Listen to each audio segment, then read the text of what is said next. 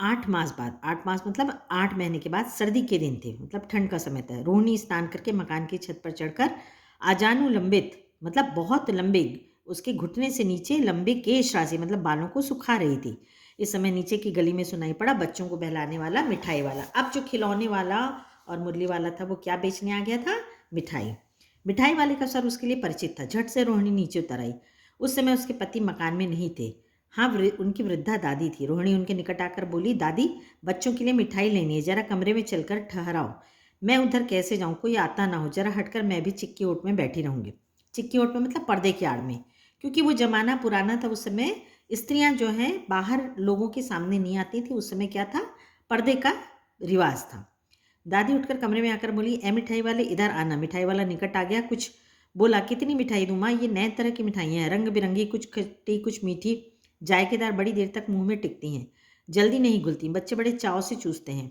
इन गुणों के सिवा ये खांसी भी दूर करता है। कितनी दूं? चपटी गोल पहलदार गोलियां हैं, पैसे की 16 देता हूँ। मतलब 1 पैसे में वो कितनी देता था? 16। और स्वाद के साथ साथ वो स्वास्थ्य के लिए भी बहुत अच्छी थी। दादी बोली, 16 तो बहुत कम है, भला 25 तो देते। फिर वो मोलभाव करना शुरू कर दी। मिठाई वाला बोला, नहीं दादी, अधिक नहीं दे सकता, इतना भी देता हूँ या मैं तुम्हें क्या खैर, मैं अधिक ना दे सकूंगा। रोहिणी दादी के पास ही थी। बोली, दादी फिर भी काफ़ी सस्ता दे रहा है, 4 पैसे की ले लो, यह पैसे रहे। मिठाई वाला मिठाइयाँ गिनने लगा। तो 4 की दो। अच्छा 25 नहीं सही 20 ही दो। अरे हाँ, मैं बूढ़ी हुई, मोलभाव मुझसे ज़्यादा करना नहीं आता। रोहिणी ने दादी से कहा, दादा इससे पूछो, तुम शहर में और कभी आए थे क्या? पहली बार आए हो, यहाँ के निवासी तो तुम नहीं हो। दादी के इस कथन को दोहराने की चेष्टा की ही थी कि मिठाई वाले ने उत्तर दिया, पहली बार नहीं, और भी कई बार आ चुका हूँ। रोहिणी चिक्की आड़ में ही बोली, पहले यही मिठाई बेचते हुए आए थे या कोई और चीज़ लेकर? वो जानना चाहती है कि क्या यह मुरली वाला और खिलौना वाला ही है।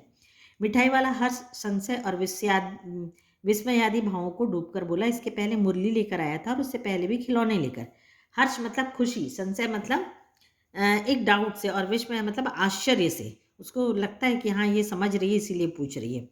रोहिणी का अनुमान ठीक निकला। अब तो वह उससे और भी कुछ बातें पूछने के लिए अस्थिर उठी। वह बोली, इन व्यवसायों में भला तुम्हें क्या मिलता है? व्यवसाय मतलब धंधे में क्या फ़ायदा होता होगा? वह बोला, मिलता क्या है, यही खाने भर को मिल जाता है, कभी नहीं भी मिलता, पर हाँ, संतोष, धीरज और कभी कभी असीम सुख जरूर मिलता है, और मैं यही चाहता हूँ। तो बोलता है कि कभी खाने में भी मिलता है, कभी नहीं भी मिलती, कमाई नहीं होती है, लेकिन मुझे सुख मिलता है। तो पूछती है कैसे? तो जब बोलता है कि जब उसे बहुत पूछती तो बताता है कि अतिशय गंभीरता के साथ मिठाई वाले ने कहा, मैं भी अपने नगर का एक प्रतिष्ठित आदमी था, मतलब बहुत अच्छा नाम था उसका, नामी आदमी था। मकान, व्यवसाय, गाड़ी घोड़ी, नौकर चाकर सभी था। स्त्री थी, छोटे छोटे 2 बच्चे भी थे। मेरा वह सोने का संसार था। सोने का संसार मतलब मैं बाकी लोगों की तरह बहुत सुखी था। बाहर संपत्ति का वैभव था। संपत्ति का वैभव मतलब शान शौकत थी, भीतर सांसारिक सुख था। यदि फिजिकली बाहर ही देखा जाए तो शानदार घर सब कुछ था, और अंदर मैं बड़ा सुखी था। स्त्री सुंदरी थी, मेरी प्राण थी। बच्चे ऐसे सुंदर थे जैसे सोने के सजीव खिलौने। उनकी अटखेलियों के मारे घर में कोला का हाल मचा रहता था। समय की गति, विधाता की लीला, अब कोई नहीं है। दादी प्राण प्राण निकाले नहीं निकले, इसलिए अपने उन बच्चों की खोज में निकला हूँ। मतलब उन लोग के जाने के बाद भी मैं चाह रहा था मैं ना रहूँ, लेकिन इंसान के चाहने से कुछ नहीं होता। जब भगवान चाहता है तभी उसका बुलावा आता है। तो मुझे जीना पड़ रहा है, और मैं इन बच्चों के बीच अपने बच्चों को खोजता हूँ। आखिर कहीं ना कहीं जन्मे ही होंगे। उस तरह रहता, घुल घुल कर मरता, इस तरह सुख संतोष के साथ मरूंगा। इस तरह के जीवन में कभी कभी अपने उन बच्चों की एक झलक से मिल जाती है। ऐसा जान पड़ता है जैसे वे इन्हीं में उछल कूद कर हंस खेल रहे हैं। पैसों की कमी थोड़े ही है, आपकी दया से पैसे तो काफ़ी हैं, जो नहीं है इस तरह उसी को पा जाता हूँ। तो बोलता है कि मुझे पैसे की कमी नहीं, लेकिन मैं तो खुशियाँ पाना चाहता हूँ। रोहिणी ने अब मिठाई वाले की ओर देखा, उसकी आंखें आंसुओं से तर थीं।